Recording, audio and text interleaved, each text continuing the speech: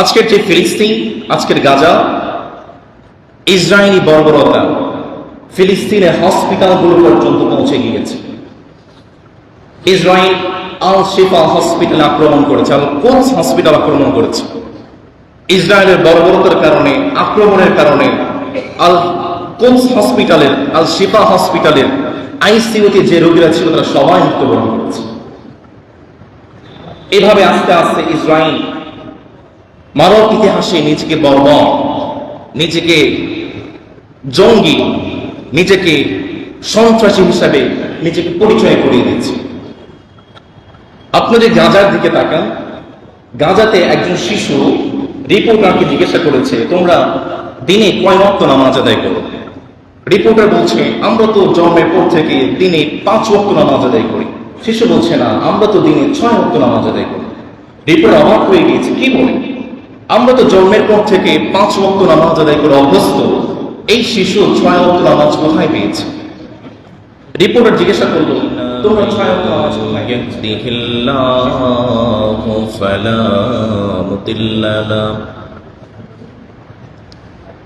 ومن يضلله فلا هادي له ونشهد أن لا إله إلا الله وحده لا شريك له لا ضد له ولا ند له ولا معين له لا ولد له ولا والد له ولا شريك له وهو الله الواحد الفرد الصمد لم يلد ولم يولد ولم يكن له كفوا أحد ونشهد أن سيدنا ونبينا وحبيبنا ومولانا محمد الذي أرسله بالحق بشيرا ونذيرا وداعيا إلى الله بإذنه وسراجا منيرا.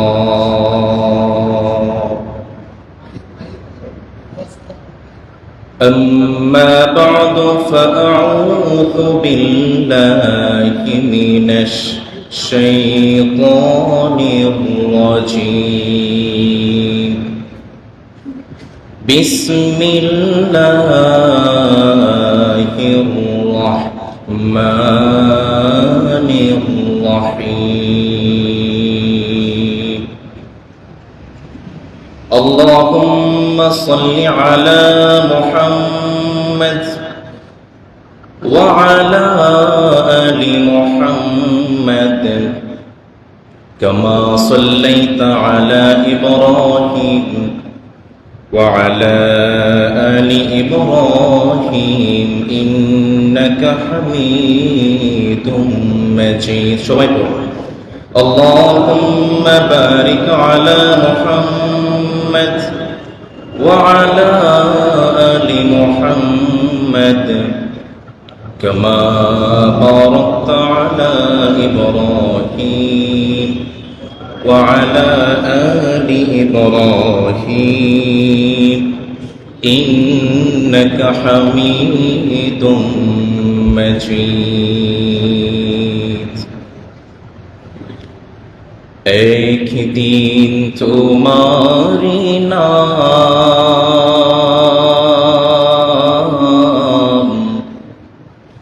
मस्जिदे ख़ाबे एलान.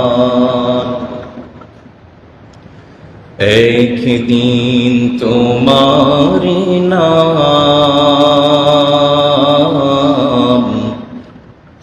মসজিদে হবে এলান। তৈরি থেকো, তৈরি রেখো ইমানি মাল সামান। একদিন তোমারি নাম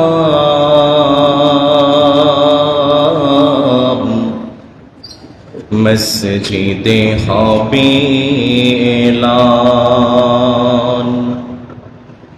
একদিন তোমারি নাম মসজিদে হবে এলান। একদিন তোমাকে পরিয়ে কাফন, সঙ্গী স্বজন করবে দাফন। হঠাৎ চলে যাবে আদরের ধন, প্রিয় মা বাবার ভাসিয়ে নয়ন। একদিন তোমাকে পরিয়ে কাফন, সঙ্গী স্বজন করবে দাফন। হঠাৎ চলে যাবে আদরের ধন, প্রিয় মা বাবার ভাসিয়ে নয়ন। তৈরি থেকো, তৈরি রেখো সুন্নতি আমল ঈমান। একদিন তোমারি নাম মসজিদে হবে এলান। একদিন তোমারি নাম মসজিদে হবে এলান। প্রাণপ্রিয় চট্টগ্রামবাসী সবাই কেমন আছেন? আলহামদুলিল্লাহ, আমিও ভালো আছি। আমাদেরকে ভালো রেখেছেন কে? আমাদেরকে সুস্থ রেখেছেন কে? সেই মালিকের প্রশংসা করছি, সবাই করছি আলহামদুলিল্লাহ। আমরা প্রশংসা করেছি কার? সব সময় প্রশংসা করব কার? আল্লাহ যেন আমাদেরকে তৌফিক দেয়, আমরা সবাই করছি আমিন।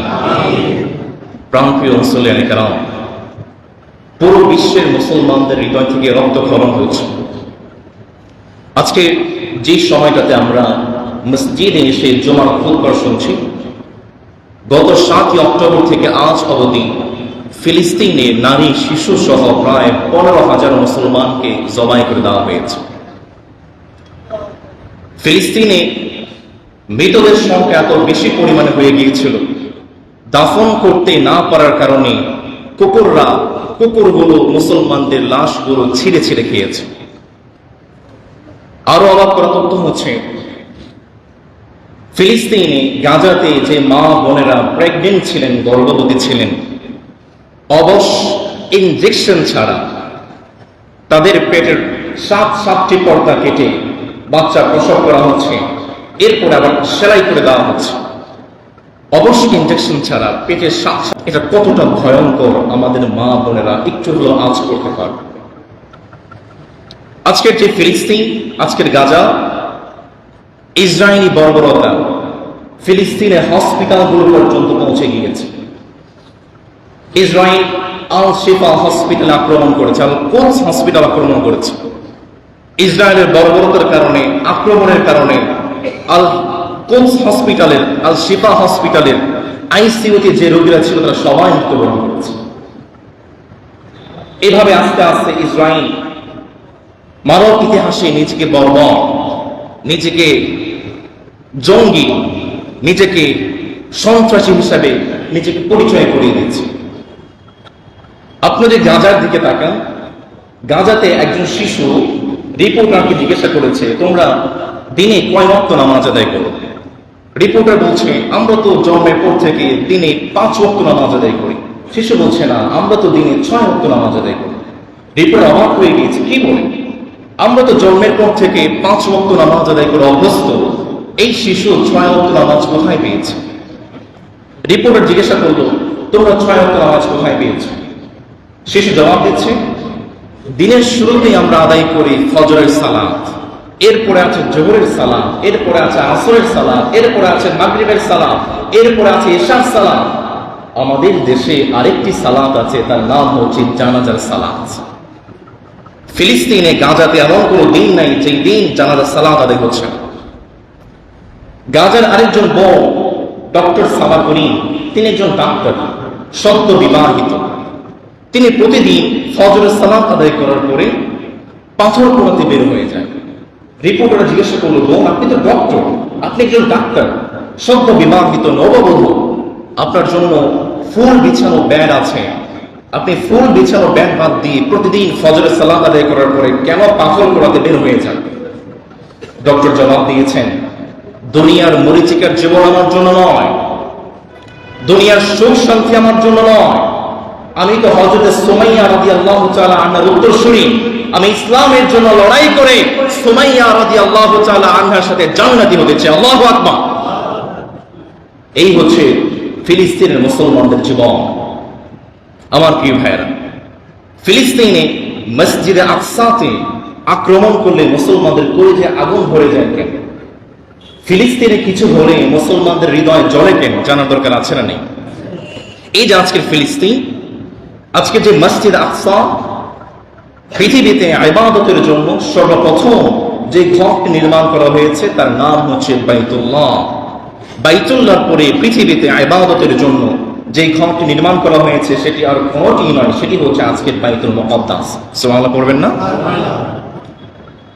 রব্বুল আলামিন কত চমৎকার করে, কত সুন্দর করে জানালেন, বান্দা শোনো শোনো, ইন্না আউওয়ালা বাইতিন উদিআ লিন-নাসি লাল্লাযী বিবাক্কাতা মুবারাকান ওয়া হুদাল লিল-আলামিন।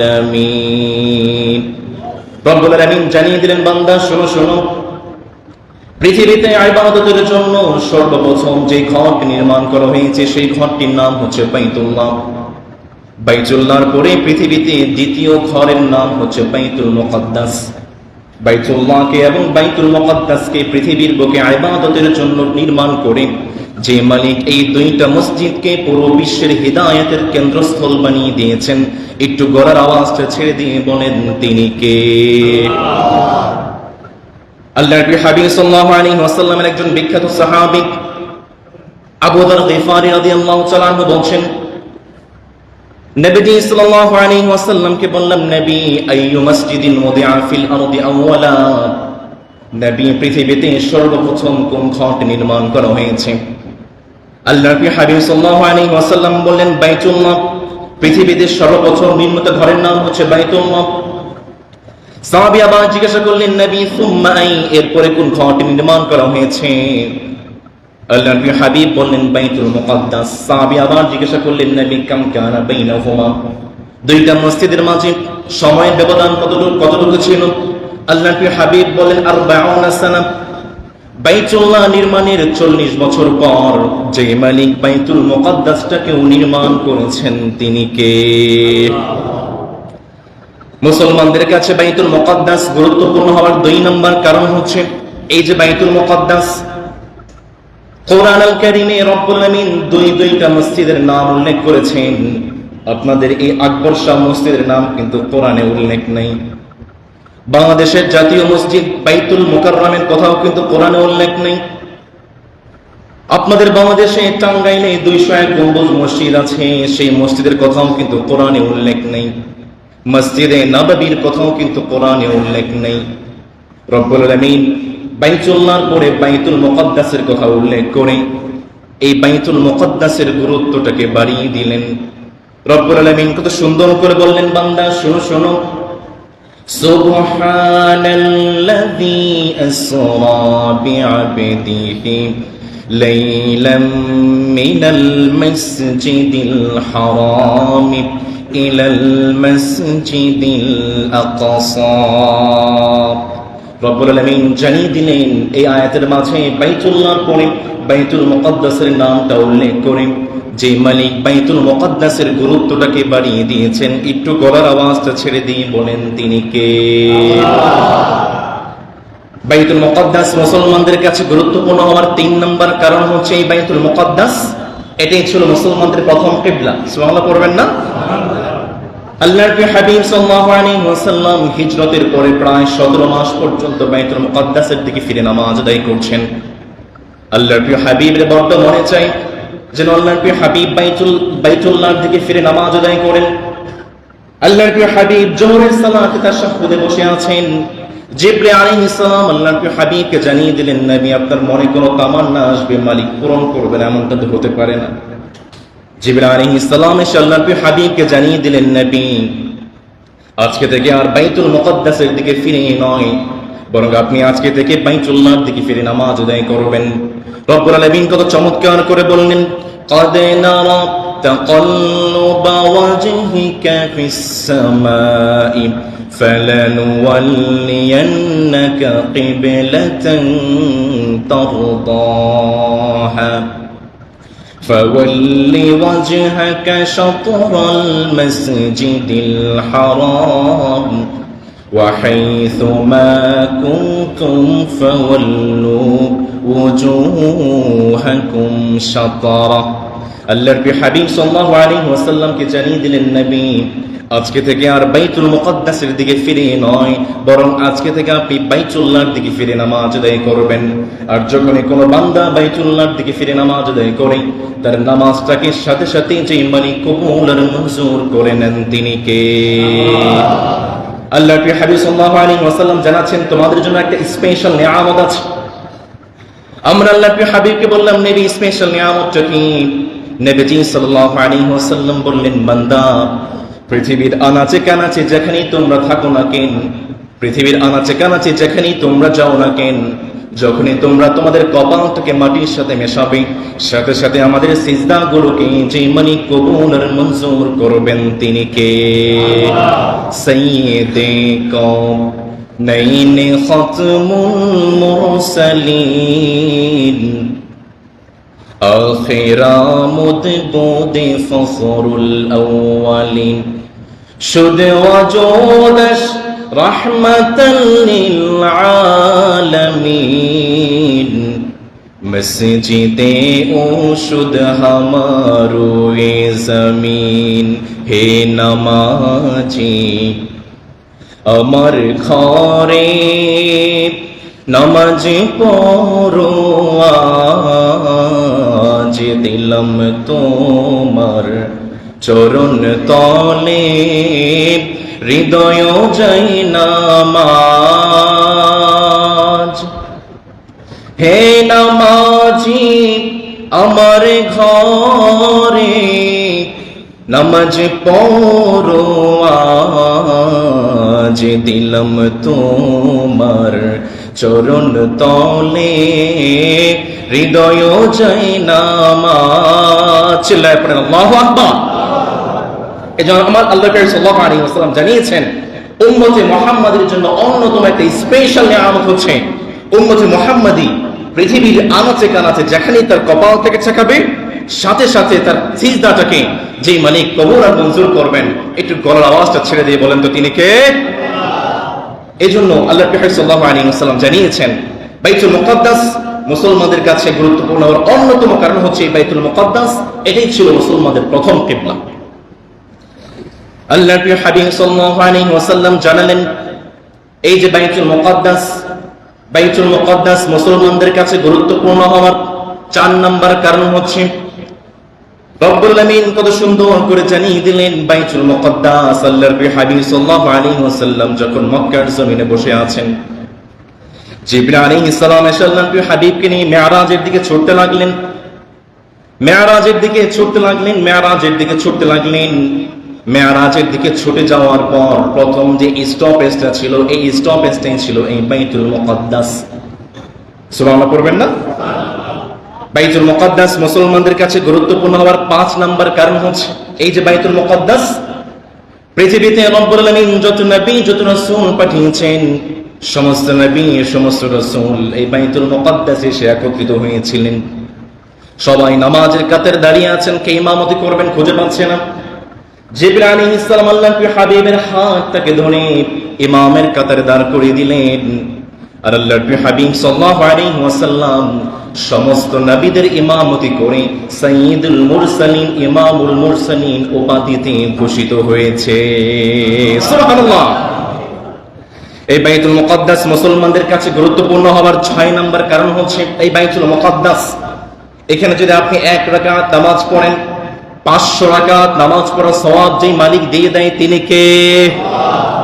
এই বাইতুল মুকাদ্দাস যখন সুলাইমান আলাইহিস সালাম পুনরায় নির্মাণ করলেন, বাইতুল মুকাদ্দাস মুসলমানদের কাছে গুরুত্বপূর্ণ হওয়ার 7 নম্বর কারণ হচ্ছে সুলাইমান আলাইহিস সালাম যখন বাইতুল মুকাদ্দাস পুনরায় নির্মাণ করলেন, পুনরায় নির্মাণ শেষ করার পরে মালিকের কাছে দোহাত করে ফরিয়াদ করতে লাগলেন, মালিক, পৃথিবীর আনাচে কানাচে থেকে যখনই কোনো মুসলমান এই বাইতুল মুকাদ্দাসে এসে 1 রাকাত নামাজ আদায় করবে, মালিক দয়া করে মায়া করে সদ্য ভূমিষ্ঠ হওয়া সন্তান যেভাবে নিষ্পাপ হয়ে জন্মগ্রহণ করে, মালিক যখন কোন বান্দা বাইতুল মুকাদ্দাসে এসে 1 রাকাত 2 রাকাত নামাজ পড়বে, দয়া করে মায়া করে আপনি সেই বান্দাকে সদ্য ভূমিষ্ঠ হওয়া নিষ্পাপ সন্তানের মতো আপনি বানিয়ে দিয়েন। আর যে মালিক সুলাইমান আলাইহিস সালামের দোয়াটাকে কবুল করলেন, একটু গলার আওয়াজটা ছেড়ে দিয়ে বলেন তিনি কে? এই বাইতুল মুকাদ্দাস মুসলমানদের কাছে গুরুত্বপূর্ণ হওয়ার 8 নম্বর কারণ হচ্ছে পৃথিবীতে 3টা মসজিদ আছে, যে 3টা মসজিদের দিকে আপনি সওয়াবের ভ্রমণের জন্য সওয়াবের নিয়তে যেতে পারবেন। বাইতুল মুকাররমের দিকে আপনি সওয়াবের নিয়তে যেতে পারবেন না।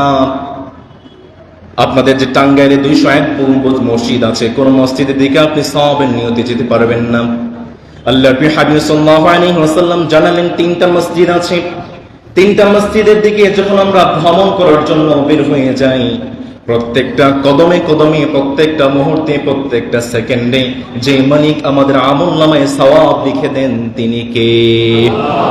আমরা আল্লাহর হাবিব সাল্লাল্লাহু আলাইহি ওয়াসাল্লামকে বললাম, নবী সেই 3টা মসজিদ কোন 3টা মসজিদ জানার দরকার আছে না নাই?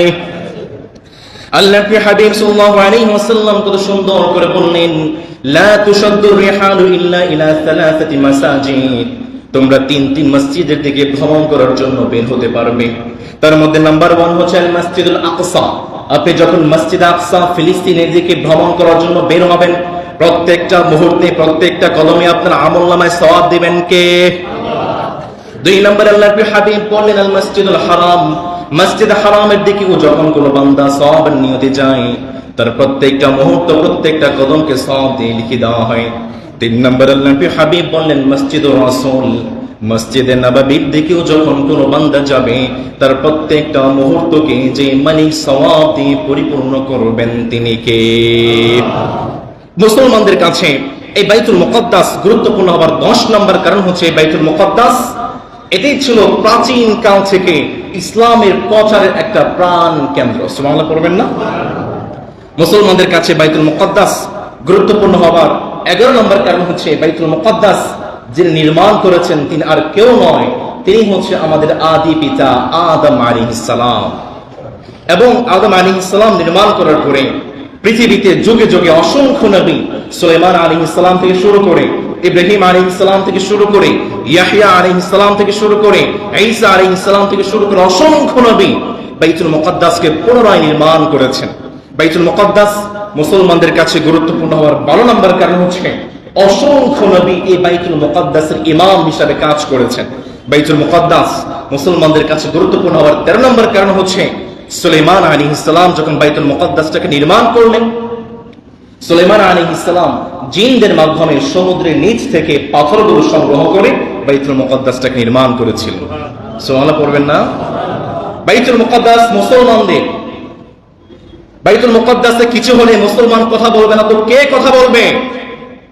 বাইতুল মুকাদ্দাস আমরা নির্মাণ করেছি, মুসলমান নির্মাণ করেছে। যতদিন পর্যন্ত পৃথিবীতে একজন মুসলমান বেঁচে থাকবে, যতদিন পর্যন্ত একজন মুসলমানের রক্তে 1 বিন্দু পরিমাণ রক্ত থাকবে, ফিলিস্তিনে 1 ইঞ্চি ভূখণ্ড কখনো ইসরায়েলের কাছে ছেড়ে দেওয়া হবে না। বাইতুল মুকদ্দাস মুসলমানদের, আমাদের এই বাইতুল মুকদ্দাস, এই বাইতুল মুকদ্দাস কেড়ে নেওয়ার জন্য বর্বর ইহুদিরা ষড়যন্ত্র করছে। আমি আপনাদের কাছে একটা প্রশ্ন করতে চাই, একটু বুঝে শুনে জবাব করবেন। ইসরায়েল যতই ষড়যন্ত্র করুক না কেন, বাইতুল মুকদ্দাস ফিলিস্তিনের ভূখণ্ড কখনো ইসরায়েল দখল করতে পারবে না। সবাই তো বললেন না দখল করতে পারবে না। এবার আসেন আল্লাহর হাবিব সাল্লাল্লাহু আলাইহি ওয়াসাল্লাম হাদিসে কি বলছেন আপনি একটু শুনি। আল্লাহর হাবিব সাল্লাল্লাহু আলাইহি ওয়াসাল্লাম বাইতুল মুকদ্দাস ফিলিস্তিন সম্পর্কে 16টি ভবিষ্যৎবাণী করেছেন। আল্লাহর হাবিব সাল্লাল্লাহু আলাইহি ওয়াসাল্লামের সময়ে এই ফিলিস্তিন নামক কোন রাষ্ট্র ছিল না। তখনকার সময়ে এই ফিলিস্তিনে যে ভূখণ্ডটা আছে, লেবানন, জর্ডান, সিরিয়া এবং আজকের ফিলিস্তিন, এই পুরো অঞ্চলটাকে বলা হতো শাম। আল্লাহর হাবিব সাল্লাল্লাহু আলাইহি ওয়াসাল্লাম এই শাম দেশ সম্পর্কে 16টি ভবিষ্যৎবাণী করেছে। আল্লাহর হাবিব সাল্লাল্লাহু আলাইহি ওয়াসাল্লামের একজন বিখ্যাত সাহাবী আউফ ইবনে মালিক রাদিয়াল্লাহু তাআলা আনহু বলছেন, আউফ ইবনে মালিক রাদিয়াল্লাহু তাআলা আনহু তাবুক যুদ্ধে আল্লাহর হাবিব সাল্লাল্লাহু আলাইহি ওয়াসাল্লামের কাছে গেলেন। নবীজি সাল্লাল্লাহু আলাইহি ওয়াসাল্লাম বলছেন, ও আউফ ইবনে মালিক, কিয়ামতের আগে পৃথিবীতে 5টি আলামত প্রকাশ পাবে। ও আউফ ইবনে মালিক, কিয়ামতের আগে পৃথিবীতে 5টি আলামত প্রকাশ পাবে, খুব মন দিয়ে তুমি শুনে নাও। তার মধ্যে 1 নম্বর আলামত হচ্ছে মাউতি, আমার মরণটাই হচ্ছে কিয়ামতের আলামত। 2 নম্বর আল্লাহর হাবিব বললেন, মৌচান, কিয়ামতের আগে পৃথিবীতে এমন মহামারী সয়লাব হয়ে যাবে যে মহামারীর কারণে পৃথিবীতে লক্ষ লক্ষ হাজার হাজার মানুষ মৃত্যুবরণ করবে। 3 নম্বর আল্লাহর হাবিব বললেন, ইস্তিফাদাতুল মাল হাত্তা ইউতার রাজুল মিআতা দিনার, পৃথিবীতে কিয়ামতের আগে ধন সম্পদের এত বেশি সয়লাব হয়ে যাবে, মানুষকে যদি 100 টাকা দেওয়া হয় মানুষ 100 টাকাও পর্যন্ত নিতে চাইবে না। আজকে আমাদের সমাজের দিকে তাকিয়ে দেখেন, বাজারগুলোর দিকে তাকিয়ে দেখেন, আমরা যদি 100 টাকার নোট নিয়ে বাজারে যাই কোনো কিছু কিনতে পারি, সদাই করতে পারি? আল্লাহর হাবিব সাল্লাল্লাহু আলাইহি ওয়াসাল্লাম বললেন, ইস্তিফাদাতুল মাল, পৃথিবীতে কিয়ামতের আগে ধন সম্পদের সয়লাব হয়ে যাবে, মানুষের কাছে 100 টাকা 1000 টাকা কোনো টাকাই মনে হবে না। 3 নম্বর আল্লাহর হাবিব বললেন, ফিতনাতুল লা ইয়াবকা বাইতুন মিনাল আরব, কিয়ামতের আগে আরবের প্রত্যেকটা ঘর থেকে ফিতনার সয়লাব হয়ে যাবে।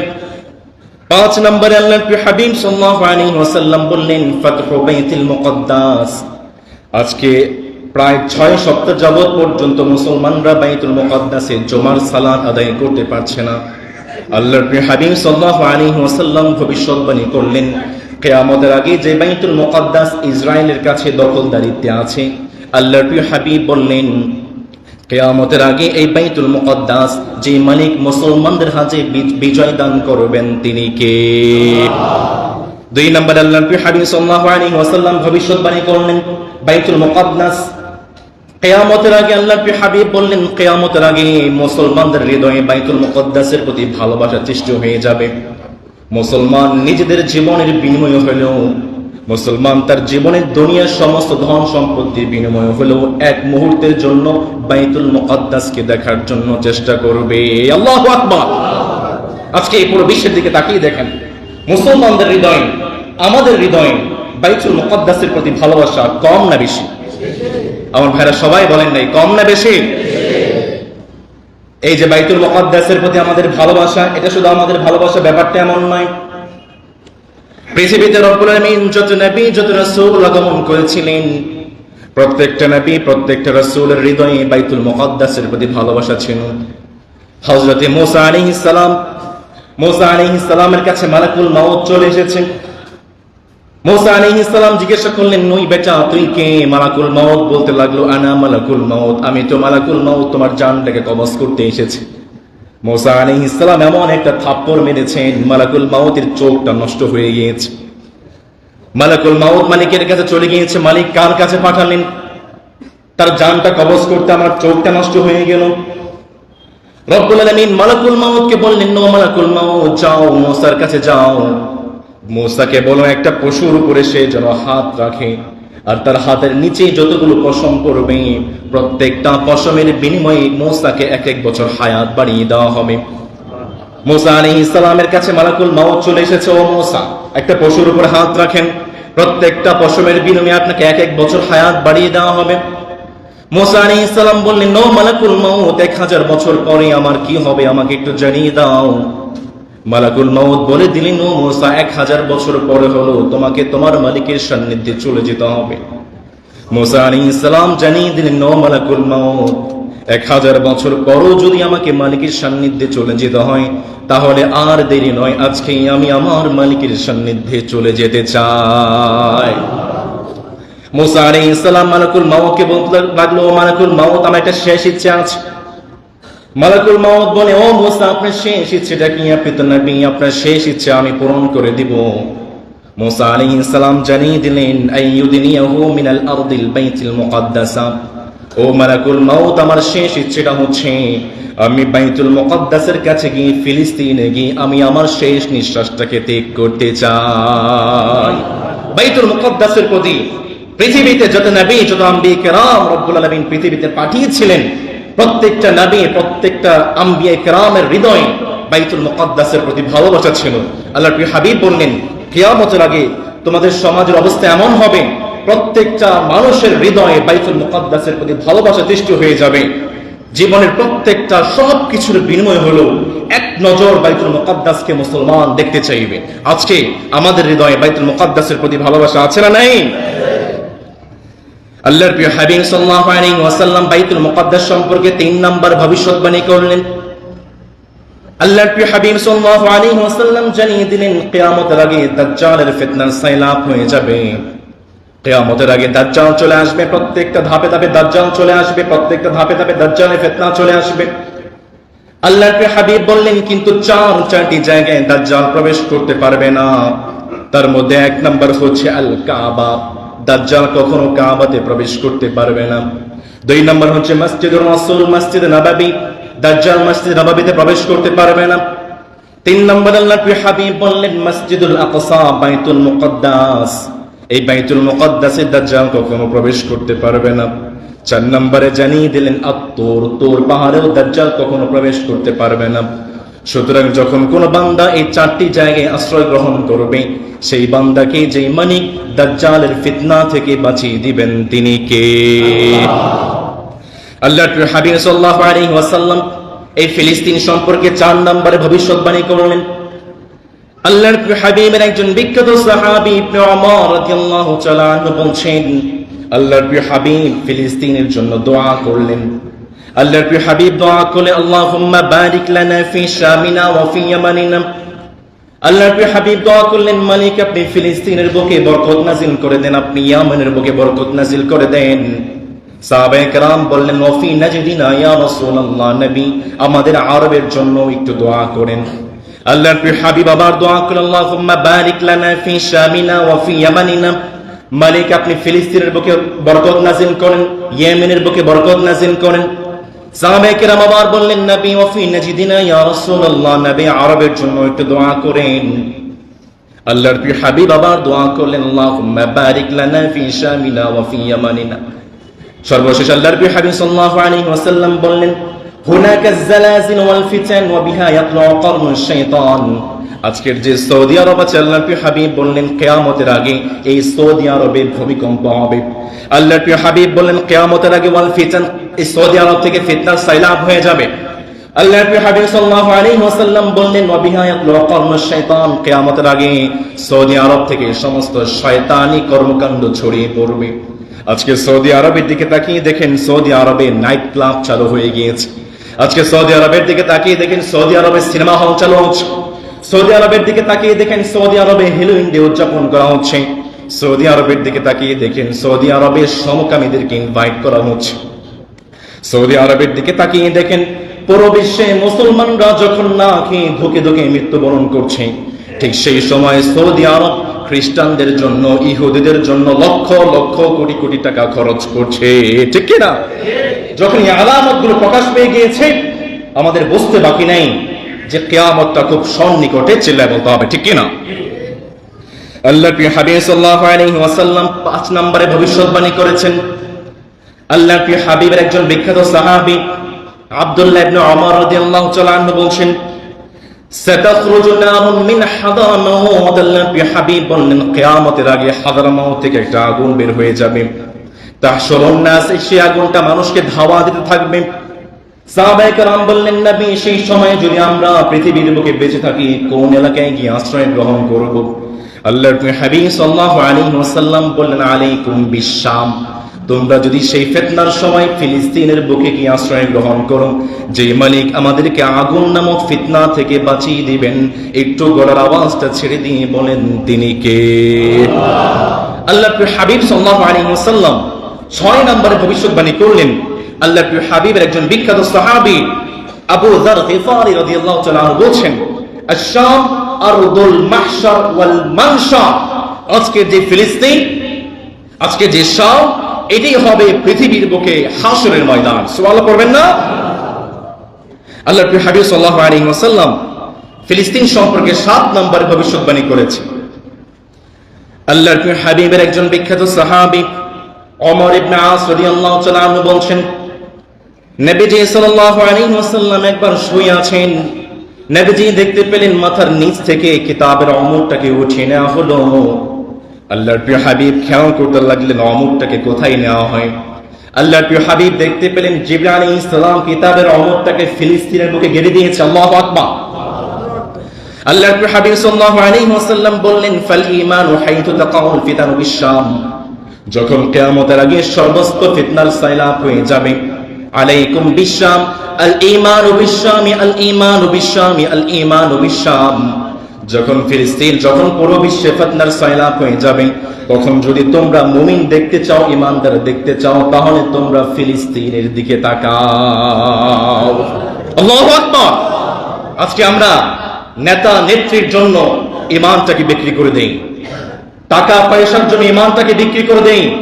ফিলিস্তিনের দিকে তাকিয়ে দেখেন, ফিলিস্তিনের মুসলমান নিজেদের ঈমানটাকে রক্ষা করার জন্য নিজেদের জীবনের শেষ বিন্দু পর্যন্ত রক্ত বিলিয়ে দিচ্ছে।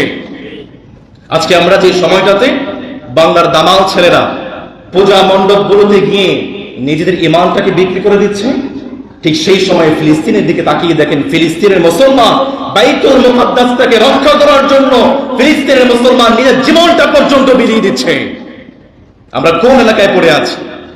ফিলিস্তিনের ঈমান আর আমাদের ঈমান এক নয়। ফিলিস্তিনের একজন নার্স, একজন ডাক্তার সে যখন শহীদদের মরদেহগুলো আইডেন্টিফাই করতে করতে সে যখন দেখছে কোন মানুষটা মৃত্যুবরণ করেছে, তাকে দেখে দেখে তাকে শহীদ হিসাবে ঘোষণা করছে, তিনি দেখতে পেলেন আস্তে আস্তে তার সামনে যে মরদেহ এসেছে সেটি আর কেউ নয়, সেটি হচ্ছে তার স্বামী। সেই বোন হসপিটাল থেকে বের হয়ে গিয়েছে, বের হয়ে তার মেয়েকে ভিক্টোরি চিহ্ন দেখিয়ে বলছে, আমার মা, তোমার বাবা সারাটা জীবন যে শহীদি তামান্না নিয়ে বেঁচেছিল, সারাটা জীবন যে শহীদ হওয়ার তামান্না নিয়ে বেঁচেছিল, আজকে তোমার বাবা সেই শহীদি তামান্না পূরণ হয়েছে। আজকে থেকে তুমি হচ্ছ শহীদের কন্যা, আর আমি হচ্ছি আজকে থেকে শহীদের স্ত্রী। আল্লাহু আকবার। এই হচ্ছে ফিলিস্তিনের মুসলমানদের ঈমান। আল্লাহর প্রিয় হাবিব বললেন, আলাইকুম বিশ-শাম, আল ঈমানু বিশ-শাম, আল ঈমানু বিশ-শাম, আল ঈমানু বিশ-শাম। সেই জামানায় ঈমান যদি দেখতে চাও, ফিলিস্তিনের বুকে তাকাও। সুবহানাল্লাহ পড়বেন না? আল্লাহর প্রিয় হাবিব সাল্লাল্লাহু আলাইহি ওয়াসাল্লাম ফিলিস্তিন সম্পর্কে 8 নম্বরে ভবিষ্যৎবাণী করলেন। আল্লাহর প্রিয় হাবিবের একজন বিখ্যাত সাহাবী যায়েদ ইবনে সামিত রাদিয়াল্লাহু তাআলা আনহু বললেন, আল্লাহর প্রিয় হাবিব বললেন, তওবা নিশাম, তওবা নিশাম, তওবা নিশাম। ফিলিস্তিনবাসীর জন্য সুসংবাদ, শামবাসীর জন্য সুসংবাদ, ফিলিস্তিনবাসীর জন্য সুসংবাদ। সাহাবায়ে কেরাম বললেন, ফামা বালু শাম ইয়া রাসূলুল্লাহ, নবী, ফিলিস্তিনের জন্য আপনি কেন সুসংবাদ দিচ্ছেন? আল্লাহর প্রিয় হাবিব সাল্লাল্লাহু আলাইহি ওয়াসাল্লাম বললেন, আল মালাইকাতু বাসিতু আজনিহাতাহা আলা শাম, রহমতের ফেরেশতারা ফিলিস্তিনের উপরে রহমতের চাদর, রহমতের ডানা বিছিয়ে রেখেছে। প্রত্যেকটা মুহূর্তে যে মালিক ফিলিস্তিনবাসীর উপর রহমত নাজিল করছেন তিনি কে? আল্লাহর হাবিব সাল্লাল্লাহু আলাইহি ওয়াসাল্লাম ফিলিস্তিন সম্পর্কে 9 নম্বরে ভবিষ্যৎবাণী করলেন, ইদা রাআইতাল খিলাফা ক্বাদ নাযালাতিল আরদুল মুকাদ্দাসা, পৃথিবীতে আবার খেলাফত কায়েম হবে, খেলাফতের হেডকোয়ার্টার হবে আজকের ফিলিস্তিন। আজকের যে ফিলিস্তিন নির্যাতিত হচ্ছে, অপমানিত হচ্ছে, মার খাচ্ছে, মুসলমান মনে রাখবেন, আজকের এই ফিলিস্তিন পুরো বিশ্বকে শাসন করবে। সুবহানাল্লাহ করতে পারলেন না? আমেরিকা নামক কোন দেশ পৃথিবীর মানচিত্রে থাকবে না। আমেরিকার অস্তিত্ব বিশ্বের মানচিত্র থেকে মুছে দেওয়া হবে। এটা আমার কথা নয়, আল্লাহর প্রিয় হাবিব বলেছেন, খাসফান ফিল মাশরিক খাসফান ফিল মাগরিব খাসফান ফি জাজিরাতিল আরব। পশ্চিমে ভূমিকম্প হবে, পশ্চিমের অধিকাংশ দেশ মাটির নিচে তলিয়ে যাবে। আল্লাহু আকবার। পূর্বে ভূমিকম্প হবে, পূর্বের অধিকাংশ দেশ কিয়ামতের আগে মাটির নিচে চলে যাবে। আজকের সৌদি আরবে ভূমিকম্প হবে, সৌদি আরবের অনেক অঞ্চল কিয়ামতের আগে মাটির নিচে ধসে যাবে। পৃথিবীতে আমেরিকা নামক কোন অঞ্চল থাকবে না। আগামী বিশ্ব ফিলিস্তিন শাসন করবে ইনশাআল্লাহ। এটা হচ্ছে আল্লাহর প্রিয় হাবিবের সুসংবাদ। আমার প্রিয় ভাইয়েরা, আল্লাহর প্রিয় হাবিব সাল্লাল্লাহু আলাইহি ওয়াসাল্লাম বললেন, কিয়ামতের আগে ইমাম মাহদী আলাইহিস সালাম চলে আসবেন, পুরো বিশ্বে খিলাফত কায়েম করবেন, আর খিলাফতের হেডকোয়ার্টার হবে আজকের ফিলিস্তিন। আল্লাহর প্রিয় হাবিব সাল্লাল্লাহু আলাইহি ওয়াসাল্লাম 10 নম্বরে ভবিষ্যৎবাণী করেছেন, লা তাযালু তাইফাতুম মিন উম্মতি ইউকাতিলুনা আলাল হাক্কি যাহিরিনা ইলা ইয়াউমিল কিয়ামাহ। আল্লাহর প্রিয় হাবিব সাল্লাল্লাহু আলাইহি ওয়াসাল্লাম বললেন, কিয়ামত পর্যন্ত আমার একদল উম্মত সারাটা জীবন হকের জন্য লড়াই করবে, সারাটা জীবন ইসলামের জন্য লড়াই করবে। আল্লাহর প্রিয় হাবিব আরেকটি হাদিসে কত সুন্দর করে বললেন, লা তাযালু তাইফাতুম মিন উম্মতি যাহিরিনা আলাল হক লা ইয়াদুররুহুম মান খালাফাহুম ওয়ালা মান খাফালাহুম হাত্তা তাকুমুস সাআহ। আল্লাহর প্রিয় হাবিব আরেকটি হাদিসে কত সুন্দর করে বললেন, কত চমৎকার করে বললেন, কিয়ামতের আগে এক শ্রেণীর মানুষ, একটি দল সারাটা জীবন হকের জন্য লড়াই করবে। সাহাবায়ে কেরাম বললেন, নবী সেই দলটাকে আমরা কোথায় খুঁজে পাবো? আল্লাহর প্রিয় হাবিব বললেন, ওহুম বিশাম, তারা থাকবে ফিলিস্তিনের বুকে। সুবহানাল্লাহ পড়বেন না? আজকে ফিলিস্তিনের বুকে হামাস ইসরায়েলের বিরুদ্ধে যুদ্ধ করছে। দ্বিতীয় বিশ্বযুদ্ধে হিরোশিমা নাগাসাকিতে অ্যাটম বোম ফেলা হয়েছিল। সেই অ্যাটম বোমের কারণে আজ পর্যন্ত হিরোশিমা নাগাসাকিতে যখন কোনো সন্তান জন্মগ্রহণ করে, সেই সন্তানটা বিকলাঙ্গ হয়ে জন্মগ্রহণ করে। এরকম অ্যাটম বোমা ইসরায়েলের কাছে আছে প্রায় 700 থেকে 800। আজকে প্রায় 75 বছর যাবত ফিলিস্তিন ইসরায়েলের সাথে যুদ্ধ করছে। আজ পর্যন্ত ইসরায়েল ফিলিস্তিনকে শেষ করতে পারে নাই। আফগানিস্তানে আমেরিকা প্রায় 20 বছর বোমা ফেলেছে। এক একটা বোমার পাওয়ার কতটুকু ছিল জানেন? যখন আকাশ থেকে বোমাগুলো ফেলা হতো, যখন ফেলা হতো জমিনের 100 থেকে 150 ফুট নিচে গিয়ে পুরো বোমাটি পুরো জমিনটাকে ধসিয়ে দিত। কিন্তু সর্বশেষ ফলাফল দেখেন, আমেরিকা যখন আফগানিস্তান ছেড়েছে, নিজেদের গামছা পর্যন্ত নিয়ে বের হতে পারে নাই। আল্লাহু আকবার। এটাই হচ্ছে মুসলমানদের ঈমান, এটাই হচ্ছে মুসলমানদের শক্তি। আল্লাহর প্রিয় হাবিব বললেন, কিয়ামত পর্যন্ত একটা দল ইসলামের জন্য লড়াই করবে, হকের জন্য লড়াই করবে। সাহাবায়ে কেরাম বললেন, তারা কোথায় থাকবে? আল্লাহর প্রিয় হাবিব বললেন, তারা থাকবে ফিলিস্তিনের মাটিতে। আল্লাহর প্রিয় হাবিব সাল্লাল্লাহু আলাইহি ওয়াসাল্লাম ফিলিস্তিনের সম্পর্কে 11 নম্বর ভবিষ্যৎবাণী করলেন। আজকের যে ফিলিস্তিন, এটাই হচ্ছে পুরো বিশ্বের হৃৎপিণ্ড। সুবহানাল্লাহ পড়বেন না? আজকের ফিলিস্তিনটা হচ্ছে পুরো বিশ্বের হার্ট। ইদা সলহাল জাসাদাল কুল্লু, যখন হার্টটা ভালো হয়ে যায় তখন পুরো শরীরটা ভালো হয়ে যায়।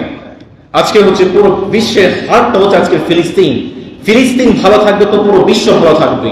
ফিলিস্তিন ধ্বংস হয়ে যাবে তো পুরো বিশ্ব ধ্বংস হয়ে যাবে। আজকে ইসরায়েল ফিলিস্তিনকে টার্গেট করেছে। এই টার্গেটটা শুধু ফিলিস্তিনের জন্য নয়, তারা যদি ফিলিস্তিনটাকে দখল করতে পারে, এই দখলের মাধ্যমে পুরো আরব বিশ্বটাকে তারা দখল করে ফেলবে। চিল্লায়া বলেন ঠিক কিনা? আল্লাহর প্রিয় হাবিব সাল্লাল্লাহু আলাইহি ওয়াসাল্লাম 12 নম্বরে ভবিষ্যৎবাণী করেছেন, ইমাম মাহদী আলাইহিস সালাম আসবেন। মাহদী তার আসল নাম নয়, তার আসল নাম হবে আহমদ বিন আবদুল্লাহ। ইমাম মাহদী আলাইহিস সালাম যখন পৃথিবীর বুকে আসবেন, খেলাফত কায়েম করবেন। খেলাফতের হেডকোয়ার্টার হবে আজকের ফিলিস্তিন। ইমাম মাহদী আলাইহিস সালাম ফজরের নামাজ শুরু করে দিবেন। দামেস্কের পূর্ব দিকে একটা সাদা গম্বুজওয়ালা মসজিদে ঈসা আলাইহিস সালাম ফেরেশতাদের উপরে ভর করে সেই গম্বুজ অবতীর্ণ করবেন। ইমাম মাহদী বলবেন, ঈসা আপনি এসে ইমামতির দায়িত্ব পালন করেন। ঈসা আলাইহিস সালাম বলবেন, না, আপনি তো ইমাম, আপনি দায়িত্ব পালন করবেন, আপনি নামাজ পড়াবেন। ইমাম মাহদীর নেতৃত্বে ফজরের সালাত শেষ হবে। ফজরের সালাত শেষ হওয়ার পরে ঈসা আলাইহিস সালাম দাজ্জালকে হত্যা করার জন্য বের হবেন। আর ঈসা আলাইহিস সালাম যখন দাজ্জালকে হত্যা করার জন্য বের হবেন, তখন ঈসা আলাইহিস সালামের সাথী যারা হবে তারা আর কেউ নয়, তারাই হচ্ছে আজকের ফিলিস্তিনের মানুষ। সুবহানাল্লাহ পড়বেন না? আল্লাহর প্রিয় হাবিব সাল্লাল্লাহু আলাইহি ওয়াসাল্লাম 13 নম্বরে ভবিষ্যৎবাণী করেছেন, ইয়াকতুলু ইবনু মারইয়াম আদ-দাজ্জাল বিবাবি লুত। দাজ্জালকে যেই মাটিতে হত্যা করা হবে, জবাই করা হবে, সেই মাটির নাম হচ্ছে আজকের ফিলিস্তিন। আল্লাহর প্রিয় হাবিব সাল্লাল্লাহু আলাইহি ওয়াসাল্লাম 14 নম্বরে ভবিষ্যৎবাণী করলেন, কিয়ামতের আগে সমস্ত অমুসলিমরা মুসলমানদের বিরুদ্ধে ঐক্যবদ্ধ হয়ে যাবে। সাহাবায়ে কেরাম বললেন, নবী আমরা কি তখন সংখ্যায় কম থাকবো নাকি? আল্লাহর প্রিয় হাবিব বললেন, না না, তখন তোমরা সংখ্যায় কম থাকবা না, কিন্তু তোমাদের হৃদয় থেকে, তোমাদের হৃদয়ের মাঝে কাফেরদের ভয়টাকে ঢুকিয়ে দেওয়া হবে, আর কাফেরদের অন্তর থেকে মুসলমানদের ভয়টাকে উঠিয়ে নেওয়া হবে। সাহাবায়ে কেরাম বললেন, নবী তখন আমরা পরাজিত হওয়ার কারণটা কি হবে? আল্লাহর প্রিয় হাবিব সাল্লাল্লাহু আলাইহি ওয়াসাল্লাম বললেন, দুইটা কারণে মুসলমান পরাজিত হবে। আমার কথা যদি বুঝে থাকেন একটু জোরে সোরে আওয়াজ করে বলেন, কয়টা কারণে? আর জোরে বলতে হবে, কয়টা? আল্লাহর প্রিয় হাবিব সাল্লাল্লাহু আলাইহি ওয়াসাল্লাম বললেন, কিয়ামতের আগে মুসলমান পরাজিত হওয়ার এক নম্বর কারণ হচ্ছে হুব্বুদ দুনিয়া। মুসলমানদের হৃদয়ে দুনিয়ার ভালোবাসা ঢুকে যাবে। আজকে আরব বিশ্বগুলোর দিকে তাকিয়ে দেখেন, এক $1 কারণে আরব বিশ্ব ফিলিস্তিনের বুকে কথা বলতে পারছে না। আল্লাহর প্রিয় হাবিব বলেন, হুব্বুদ দুনিয়া, দুনিয়ার প্রতি ভালোবাসার কারণে মুসলমান কিয়ামতের আগে পরাজিত হবে। 2 নম্বর আল্লাহর প্রিয় হাবিব বললেন, কারাহিয়াতুল মাউত। কিয়ামতের আগে মুসলমান মৃত্যুকে অপছন্দ করবে। আজকে খুব সৌদি আরবের দিকে তাকিয়ে দেখেন, $50,000 কোটি দিয়ে তারা নিয়ম সিটি বানাচ্ছে। 8 বিলিয়ন ডলার দিয়ে তারা একটা ইউরোপ বানাচ্ছে। মুসলমানদের হৃদয় থেকে আস্তে আস্তে মরণের ভয়টা উঠিয়ে নেওয়া হচ্ছে, কিন্তু মুসলমানদের হৃদয়টা ছিল মরণের জন্য একটা উর্বর জায়গা। সব সময় মুসলমান মরার জন্য প্রস্তুত ছিল। এই জন্য তো ওমর রাদিয়াল্লাহু তাআলা আনহু সবসময় মালিকের কাছে দোয়া করতেন, মালিক আপনি দয়া করে মায়া করে আমাকে শহীদে মৃত্যু দান করে দিন। মালিক দয়া করে মায়া করে আমাকে আপনি নবীজির রওজা মুবারকে মৃত্যু দান করে দিন। ওমর রাদিয়াল্লাহু তাআলা আনহুর দোয়াটাকে যেই মালিক কবুল করলেন তিনি কে? আল্লাহর প্রিয় হাবিব সাল্লাল্লাহু আলাইহি ওয়াসাল্লাম বলেন, কিয়ামতের আগে মুসলমানদের পরাজিত হওয়ার 2টা কারণ, নাম্বার 1 হুব্বুদ দুনিয়া, মুসলমানদের হৃদয়ে দুনিয়ার ভালোবাসা পৌঁছে যাবে। 2 নম্বর কারাহিয়াতুল মাউত, মুসলমান মরতে চাইবে না, মুসলমান মরণটাকে পছন্দ করবে। এই 2টা কারণে মুসলমান কিয়ামতের আগে পরাজিত হবে। আল্লাহর প্রিয় হাবিব সাল্লাল্লাহু আলাইহি ওয়াসাল্লাম 15 নম্বরে ভবিষ্যৎবাণী করলেন, কিয়ামতের আগে 3টা দল ইসলামের জন্য লড়াই করবে। সাহাবায়ে কেরাম বললেন, নবী সেই দলগুলোকে আমরা কোথায় খুঁজে পাবো?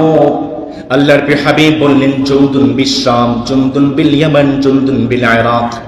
তাদের মধ্যে একটা দল থাকবে শামে, একটা দল থাকবে ফিলিস্তিনে, আরেকটা দল থাকবে ইয়েমেনে, আরেকটা দল থাকবে ইরাকে। সাহাবায়ে কেরাম বললেন, নবী তিনটা দল, কোন দলটাকে আমরা বাছাই করব? আল্লাহর প্রিয় হাবিব বললেন, আলাইকা বিশ-শাম ফাইন্নাহা খিয়ারাতুল্লাহি মিন আরদি। তুমি যদি উত্তম কোন দল, উত্তম কোন সেনাবাহিনীতে যোগদান করতে চাও, তাহলে তুমি ফিলিস্তিনি সেনাবাহিনীদের সাথে তুমি যোগদান করবে। কারণ আজকের যে ফিলিস্তিন, এই ফিলিস্তিনটাকে রব্বুল আলামিন পুরো বিশ্বের বুকে শ্রেষ্ঠতম জায়গা হিসাবে নির্বাচিত করেছেন। আর আল্লাহর প্রিয় হাবিব সাল্লাল্লাহু আলাইহি ওয়াসাল্লাম বললেন, ফাইন্নাল্লাহা তাওয়াক্কালা লি বিশ-শাম। যারা ফিলিস্তিনের বুকে থাকবে তাদের সমস্ত ভরণ পোষণের দায়িত্ব যেই মালিক নিয়ে নিয়েছেন তিনি কে? আল্লাহর প্রিয় হাবিব সাল্লাল্লাহু আলাইহি ওয়াসাল্লাম 16 নম্বরে ভবিষ্যৎবাণী করেছেন, আজকের যে ফিলিস্তিন, আল্লাহর প্রিয় হাবিব বললেন, আমি হিজরত করেছি, আমার হিজরতের পর আরেকটা হিজরত আসবে, কিয়ামতের আগে আরেকটা হিজরত তোমাদেরকে করতে হবে।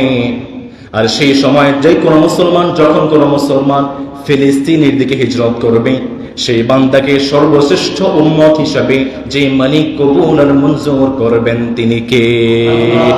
আল্লাহর প্রিয় হাবিব সাল্লাল্লাহু আলাইহি ওয়াসাল্লাম আজকের ফিলিস্তিন সম্পর্কে এই শুরুতে ভবিষ্যৎবাণী করেছেন।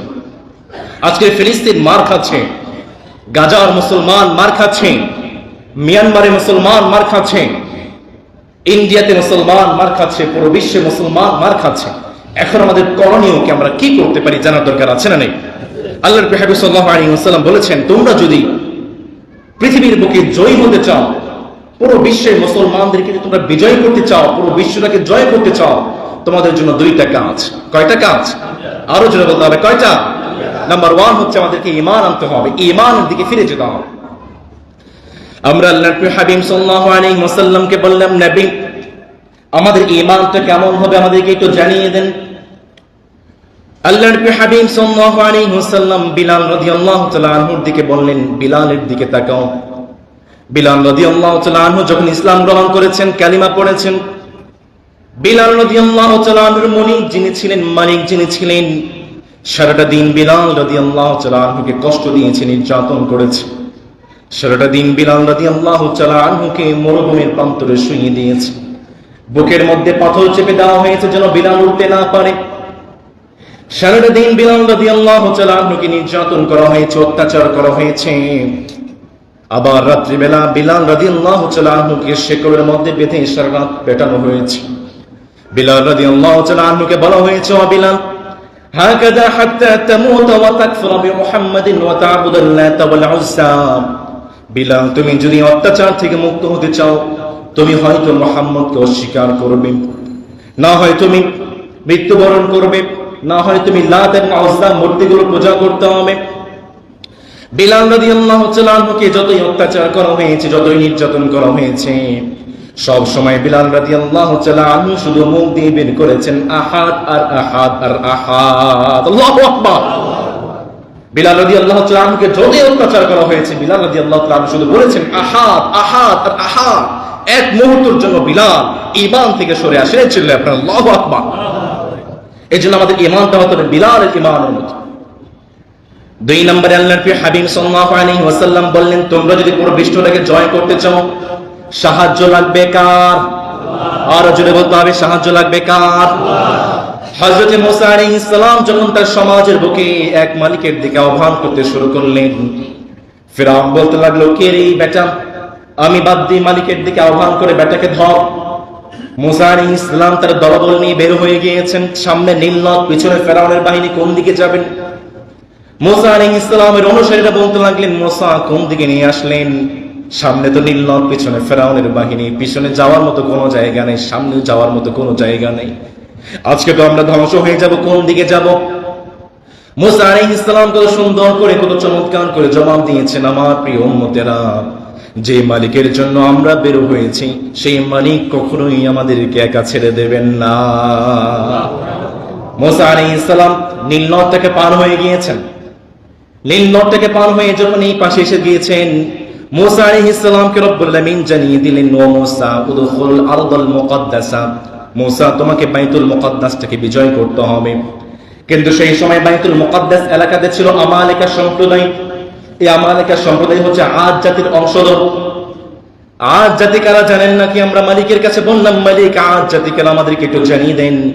রব্বুল আমিন কত সুন্দর করে জানিয়ে দিলেন, আলাম তারা কাইফা ফাআলা রাব্বুকা বিআদিন ইরামা যাতিল ইমাদ আল্লাতী লাম ইউখলাক মিসলুহা ফিল বিলাদ। রব্বুল আমিন বলছেন, পৃথিবীর বুকে যে জাতিকে আমি সবচেয়ে বেশি শক্তিশালী করেছিলাম, সবচেয়ে বেশি নিয়ামত দান করেছিলাম, সেই জাতির নাম হচ্ছে আদ জাতি। কিন্তু এই আদ জাতি অহংকার করেছে, অবাধ্যতায় পর্যবসিত হয়েছে, যার কারণে আমি এই আদ জাতিকে ধ্বংস করে দিয়েছি। এই আদ জাতির উত্তরসূরি ছিল এই আমালিকা সম্প্রদায়। এই আমালিকা সম্প্রদায় সেই সময় এই ফিলিস্তিনের ভূখণ্ডকে শাসন করছিল, বাইতুল মুকদ্দাসটাকে দখল করে ফেলেছিল। রব্বুল আমিন মুসা আলাইহিস সালামকে বললেন, মুসা যাও, ফিলিস্তিনকে জয় করতে হবে। মুসা আলাইহিস সালাম উম্মতরা বলতে লাগলো, না না, ইন্না লান নাদখুলাহা হাত্তা ইয়াখরুজু মিনহা, যতদিন পর্যন্ত আমালিকা সম্প্রদায় এই ফিলিস্তিন থেকে বের না হবে, ততদিন পর্যন্ত আমরা এই ফিলিস্তিনের বুকে প্রবেশ করব না। সেই সময় দুইজন ইমানদার ছিলেন, ক্বালা রাজুলানি মিনাল্লাযীনা ইয়াখাফুনা আনআমাল্লাহ আলাইহিম আদখুলু আলাইহিমুল বাব। তাদের মধ্যে অন্যতম ছিলেন ইউশা ইবনে নুন, আরেকজন ছিলেন কালিব। তারা বলতে লাগলেন, চলো, রব্বুল আলামিন আমাদেরকে বিজয় দান করবেন, আমরা বাইতুল মুকদ্দাসটাকে জয় করব। কিন্তু মুসা আলাইহিস সালামের উম্মতরা বলতে লাগলো, না না, ইযহাব আনতা ওয়া রাব্বুকা ফাকাতিলা ইন্নাহা হুনা কাঈদ। মুসা, তুমি যাও, তুমি আমালিকা সম্প্রদায়ের সাথে যুদ্ধ করো এবং তুমি তোমার রবকে নিয়ে যাও, আমরা তোমার সাথে নাই। যখন মুসা আলাইহিস সালামের সম্প্রদায় অবাধ্য হয়েছে, রব্বুল আলামিন মুসা আলাইহিস সালামের সম্প্রদায়ের উপরে একটা আযাব পাঠিয়ে দিয়েছেন, ফাইন্নাহা মুহাররামাতুন আলাইহিম 40 সানা ইয়াতিহুনা ফিল আরদ।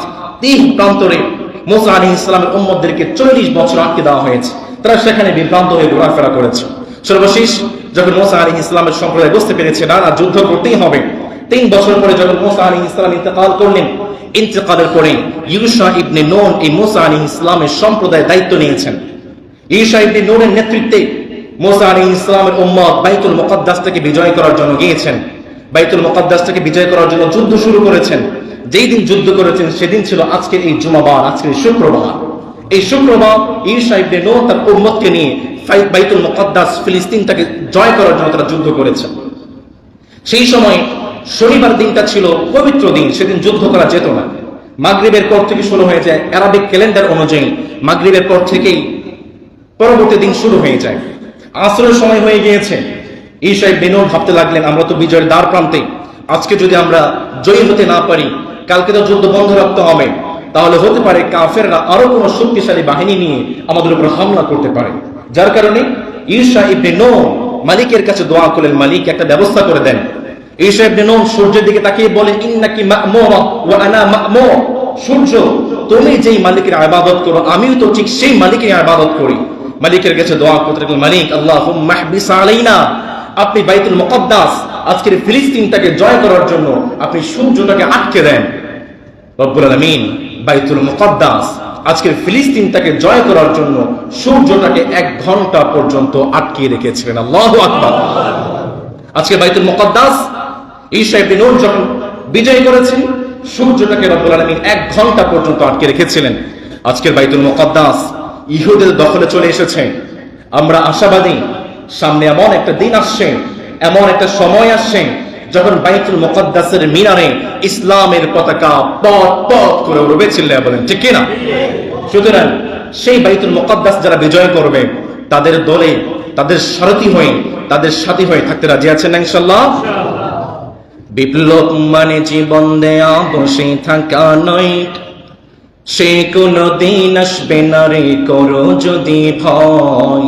বিপ্লব মানে জীবন দেয়া বসে থাকা নয়, সে কোনো দিন আসবে না রে করো যদি ভয়। আসবে বিজয় রক্ত আর জীবনের বিনিময়, ঠিক কিনা? আসবে বিজয় রক্ত আর জীবনের বিনিময়। বিপ্লব মানে জীবন দেয়া বসে থাকা নয়, সে কোনো দিন আসবে না রে করো যদি ভয়। বিপ্লব মানে জীবন দেয়া বসে থাকা নয়, সে কোনো দিন আসবে না রে করো যদি ভয়। এই জন্য আমরা ইসলামের জন্য লড়াই করতে চাই, ইসলামের সেই বিজয়ী দলে শামিল হতে চাই। রাজি আছেন ইনশাআল্লাহ? রব্বুল আলামিন আমাদেরকে তৌফিক দান করুন, সবাই পড়ছি আমিন। যতটুকু কথা বলেছি কোরআন এবং হাদিসের আলোকে বলার চেষ্টা করেছি, এরপর কোনো ভুল তথ্য যদি আমার মুখ দিয়ে বের হয়ে যায়, রব্বুল আলামিন যেন আমাদের স্মৃতিবোধ থেকে তা মুছে দেন, আমরা সবাই করছি আমিন। আমি বিশেষভাবে ধন্যবাদ জানাচ্ছি মসজিদ কমিটিকে, বিশেষ করে আমাদের শেখ আছেন, শেখকে ধন্যবাদ জানাচ্ছি। আমরা যেভাবে এখানে বসেছি